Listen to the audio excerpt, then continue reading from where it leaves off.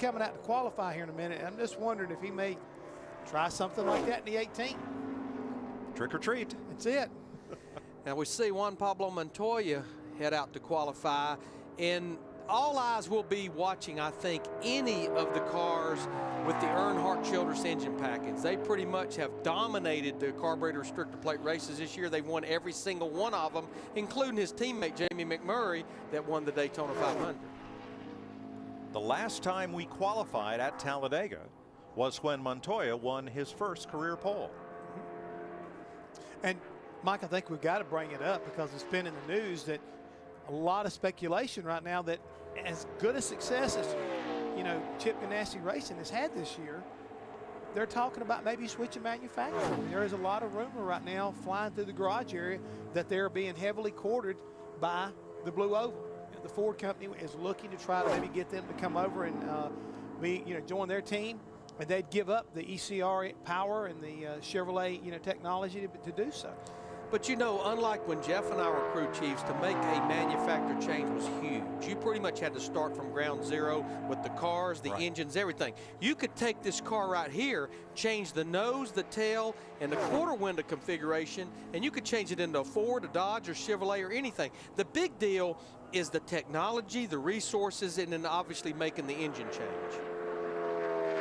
It does raise a big question, though. Why a team that has been leading the league in horsepower for the season and has won the big races doing what they're doing would want to do something different? I guess it's just a business decision. Have to be, because again, my way of thinking, if it ain't broke, don't fix it.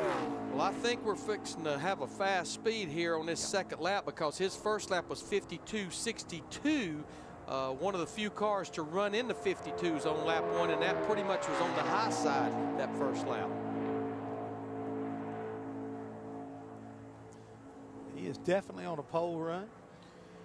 You know, we were talking to Greg Biffle earlier about the vibration, and a lot of cars had vibrations here yesterday, and I think it was from a, speculation of a lot of things. Drivetrain, RPM, interliners in the rear tires.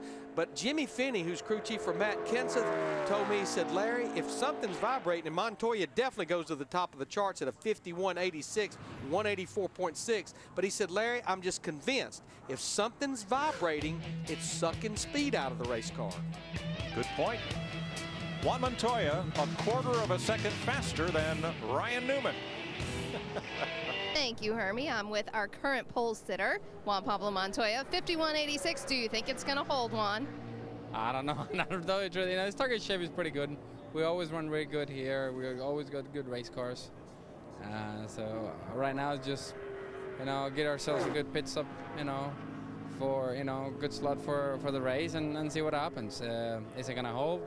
I don't know. The go home cars, they're a lot more tricked out than we are. So we'll be okay. Describe what a lap like that feels like for you.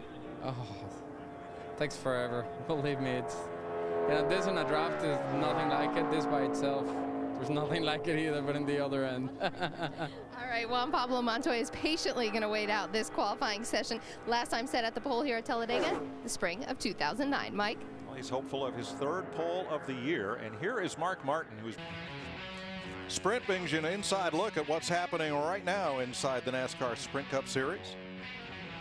Juan Pablo Montoya is the pole sitter for tomorrow's Amped Energy 500, or the Alabama Lottery, as some drivers like to call this race.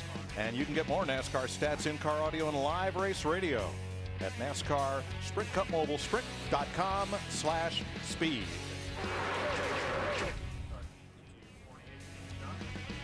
Montoya and Boyer, two Chevrolets, will share the front row ahead of Kurt Busch's Dodge, and the surprising strong qualifying effort of Joe Nemechek, who will start fourth. There's your front row. Second career pole at Talladega. He went out, Montoya. He went out early. Third pole of the year. Hermie. Hey, Juan Pablo, a good run for you guys. Congratulations on your second pole here at Talladega. Yeah, it's good. Everybody at Target Chevy and everybody at Chip Ganassi, keep doing an amazing job. The cars they bring to the track are really good, and we always run really good on restrictor plates. Last time here we finished, with Jamie second and third, and I'm looking for a good day tomorrow. And how does this affect your strategy once the race starts tomorrow? If you go into the back, you got a lot of cars to weave your way to the back. Oh, we'll see. You know, we'll play by ear, probably run in front a little bit, and then see what happens. You know, at the end of the day, it's all going to come down to the last 40 or 50 laps. You really got to position yourself, and we'll go from there. So we'll see. And y'all's cars have a lot of power under the hood. We've talked about it this whole broadcast. Those Chevy engines under the hood are getting you guys around this racetrack. Yeah, you know, we're not the only ones with them. But we're definitely getting the most out of them, and we're doing a really good job with them. So it's nice to have those cars, and you know, everybody just doing an amazing job for us. That is pretty cool. Juan Pablo, his second career pole here at Talladega, guys. And he has a second and a third place finish here, both in spring races. So here's how it sorts out. A lot of Chevys in that top 10, along with 2 Dodges and 2 Toyotas. Well, and when I look right now at the top 20, we've got 6 of the go-or-go-homers in there, including Dave Blaney, including Joe Nemechek, including Casey Mears, that 13 car. To me, one of the guys you got to kind of keep an eye on is our winner in the spring. That's Kevin Harvick there on row 7. Will he go forward or will he go backwards? Your top 3 in the standings, in the top 20.